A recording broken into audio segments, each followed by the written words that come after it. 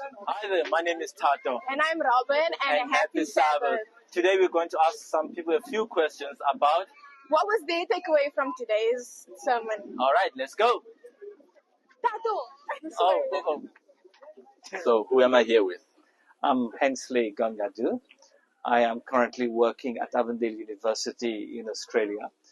But when I lived in South Africa, Bellville was my home church. Amen. It's good to have you at Bellville Seventh Adventist Church. Thank you. So my question for you today is, what inspired you to choose the topic genealogy of grace for this Sabbath?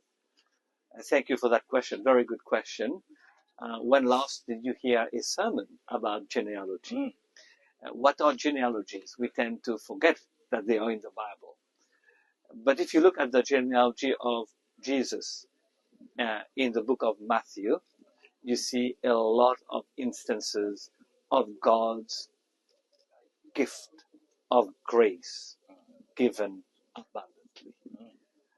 I think whenever you think of God's grace, you think that you have a gift, and it is a joyful occasion. Oh, well, it was quite a bunch, but what the highlight was even from the defiled of people in the Bible.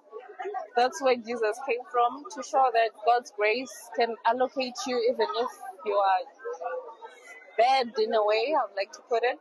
And also that it endures forever. It's there forever throughout every single generation passed down, that's all.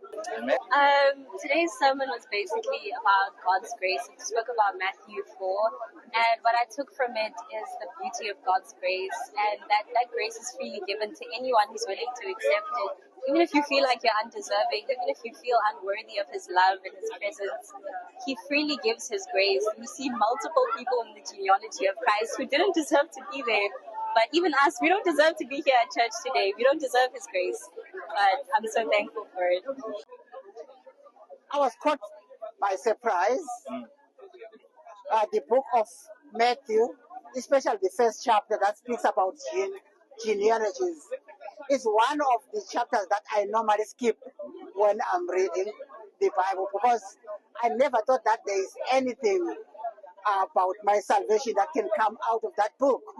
And today I was so surprised that it is actually a story of grace, of people that are not supposed to be counted as a people that are worthy to receive grace.